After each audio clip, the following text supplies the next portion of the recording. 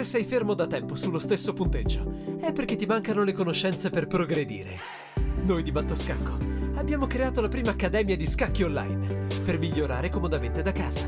Vienici a trovare e scegli il corso più adatto alle tue esigenze. academy.mattoscacco.com. Ciao a tutti amici di Mattoscacco, ben trovati. Continuiamo la nostra serie, la serie che ho iniziato con qualche video fa, sugli errori tipici che si possono creare all'interno delle nostre partite. Una serie di consigli che senz'altro potrebbe migliorare il vostro gioco. Durante il corso delle partite, soprattutto se siamo giocatori amatoriali, sicuramente cercheremo di completare quanto prima i nostri obiettivi, ad esempio il controllo del centro, obiettivi che per molti potrebbero essere banali, finché completata l'apertura magari ci troviamo in una situazione dove non sappiamo più cosa fare. Qualcuno avrà notato che avevo colorato questo pedone. Quando non sappiamo cosa fare, dobbiamo cercare di fare qualcosa che sicuramente non è sbagliato. E il primo consiglio di questo video che vi do potrebbe essere cercare sempre di dare una via di fuga al vostro re. Cosa significa dare una via di fuga al proprio re? Durante il corso della partita, quando noi arrocchiamo, ci troviamo di fronte 3 pedoni che danno senz'altro sicurezza al nostro re. Muovere uno di questi 3 diventa importantissimo perché eviterà futuri matti del corridoio, ossia un pezzo pesante, torre o donna avversario che si trova nella traversa del mio re e a quel punto io sono spacciato, perderò una distrazione. Quante volte può capitare che soprattutto a corto di tempo io faccio delle mosse e poi a un certo punto boom, mi accorgo che la partita è andata, la partita è persa per il matto del corridoio. E quindi dare una via di fuga al nostro re ci aiuterà senz'altro per migliorare la nostra posizione. Quasi sempre, in caso di presenza di un alfiere all'interno della scacchiera, è la via di fuga di colore opposto, quindi dove la casa di fuga è quella di colore opposto all'alfiere avversario. Vi faccio un esempio: se il nero avesse un alfiere di case nere, probabilmente creare una via di fuga su una possibile casa controllabile da un alfiere avversario sarebbe molto rischioso, e quindi in quel caso senz'altro la scelta migliore sarebbe creare la via di fuga attraverso la mossa del pedone G, e in quel caso vi assicuro che il matto del corridoio non lo prenderete più. Un altro consiglio pratico è quello che riguarda la coordinazione dei pezzi in medio gioco. Avete visto un percorso particolare con questa torre che si dirige lì sulla terza traversa per poi mettersi in coordinazione con la donna lì contro il nostro arrocco. Queste coordinazioni, quindi questa famosissima manovra dell'ascensore che qualcuno magari avrà, a qualcuno magari saranno mancati i miei video proprio per sentire e risentire questo concetto. La manovra dell'ascensore che riguarda la torre che si coordina sulla terza traversa, qualora la vuole effettuare il bianco, con un altro pezzo pesante in direzione dell'arrocco avversario. In questo caso la torre bianca potrebbe fare questo percorso, torre 3, torre H3 in coordinazione con la donna, ma non solo, perché potrebbe coordinarsi insieme all'alfiere. Cosa accade? A questo punto da nero mi trovo sotto attacco, mi trovo in una condizione in cui dovrei essere costretto a muovere i pedoni dell'arrocco. Però facciamo attenzione: se io posso non muovere i pedoni dell'arrocco quando mi trovo sotto attacco, è meglio. Poi se sono costretto lo faccio, e pazienza. Dovevo farlo, sono stato costretto, l'ho fatto e giocherò quella posizione. Però se ho delle alternative è meglio. Quindi se il mio avversario mi giocasse torre qui, per anticipare la sua manovra di attacco e questa coordinazione su H7, mi devo chiedere: ok, come potrei mai difendere il punto H7? Magari arrivo alla conclusione che un difensore già ce l'ho, però potrebbe essere interessante portarne un altro lì a contatto appunto sul punto H7. E questa coordinazione, quindi la casa F8, la casa occupata dalla torre che arrocca corto, è sempre una casa di manovra dove i pezzi leggeri aiuteranno una futura difesa. Quindi io sposto la torre, il cavallo rientra qui, tutto sotto controllo, non mi attacchi più e va bene così. Vediamo subito un'altra differenza, un altro errore tipico. In questa posizione io dico che il bianco sta meglio Qualcuno potrebbe essere d'accordo, qualcun altro in disaccordo, cerchiamo di capire per quale motivo il bianco possa star meglio.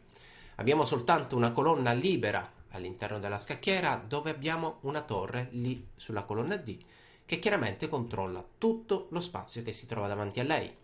Colonna D libera è una colonna dove né il bianco né il nero hanno dei pedoni.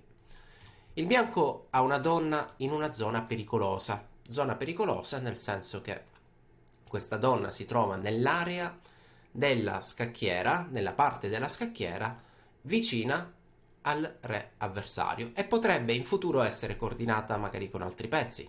Questo cavallo potrebbe essere pronto a saltare in avanti appunto per dar fastidio alla donna avversaria. Un'altra idea, da lontano, questo alfiere potrebbe interagire e essere anche lui protagonista della coordinazione dei pezzi bianchi lì in attacco. E vediamo un po' come potrebbe andare la partita. Con molta probabilità l'ultima mossa del nero è stata questa qui, cercando di attaccare un pedone.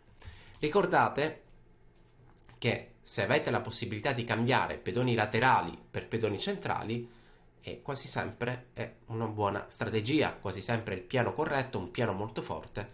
In effetti se il mio avversario posiziona il cavallo qui perché mi vuole mangiare il pedone, poco importa perché se io catturo il pedone centrale questo vale molto di più per diversi motivi. Uno dei motivi potrebbe essere in risposta a quello che dicevo prima, quindi l'alfiere vuole giocare contro la rocca avversario. Se io riesco a eliminare il pedone centrale, quest'alfiere ha una strada e un percorso ancora più forte, ancora più libero. Quindi un errore tipico, o meglio un miglioramento tipico delle nostre posizioni, è cambiare i pedoni laterali con i pedoni centrali. Continuiamo. In questa posizione io dico che i pezzi del nero i pezzi del nero hanno armonia perché come vedete controllano spazi diversi. I pezzi del bianco invece sono tutti messi lì, rannicchiati, raggruppati e quindi si tolgono spazio a vicenda. Uno dei consigli tipici senz'altro è quello di controllare il centro con i pezzi. In altri video o comunque sia in tanti video di questo canale avete ascoltato questo messaggio in cui è molto importante completare lo sviluppo, molto importante portare i pezzi verso il centro, però diciamo avere questa ossessione di portare tutti i pezzi verso il centro a volte crea quella situazione in cui i pezzi si tolgono spazio a vicenda. È un consiglio che mi viene in mente, qualcosa che consigliavo anni fa a un gruppo di allievi che seguivo, quindi molto piccoli, molto giovani. Se i pezzi della vostra partita si raggruppano nel palmo di una mano, probabilmente lo sviluppo che si è creato non è lo sviluppo più armonico ideale che abbiamo. Continuiamo. In questa posizione il bianco è contentissimo di essere riuscito a ottenere quanto state vedendo. Per quale motivo? Il nero si ritrova relegato nelle prime 3 traverse e il bianco ha un re al sicuro, o meglio, entrambi abbiamo un re al sicuro, ma siamo in presenza di arrocchi contrapposti. Chi prima riuscirà ad attaccare l'avversario, chi per primo riuscirà a portare i pedoni in avanti e aprire colonne, traverse, linee contro l'avversario, sarà il giocatore che per primo riuscirà a prendere iniziativa. Quindi in questa posizione quello che devo cercare di fare è dare importanza ai pedoni dell'arrocco del mio avversario. E qualcuno potrebbe dire: perché devo dare importanza ai pedoni dell'arrocco del mio avversario e non devo dare importanza ai pedoni del mio arrocco? Ok, allora se noi siamo in difesa, o meglio abbiamo la sensazione di subire un grande attacco, io mi concentro, ad esempio in questo caso da bianco, sui miei pedoni e cerco di capire qual è il punto più debole dei pedoni che ho e quale potrebbe essere il piano del mio avversario. Se invece io sono un giocatore creativo, ottimista, magari mi voglio giocare il tutto per tutto oppure considero che non sono attaccato, allora do importanza ai pedoni del mio avversario. E per farlo è importante aver chiaro un concetto che si chiama punto di contatto, ossia una situazione in cui un giocatore, in questo caso il bianco, porta a contatto un proprio pedone con un pedone del rocco avversario. A quel punto, qualsiasi cosa accadrà, la posizione si apre, i pezzi del bianco si coordinano e i pezzi del bianco si coordineranno in modo più facile rispetto a quelli del nero. Il nero è ancora molto lontano.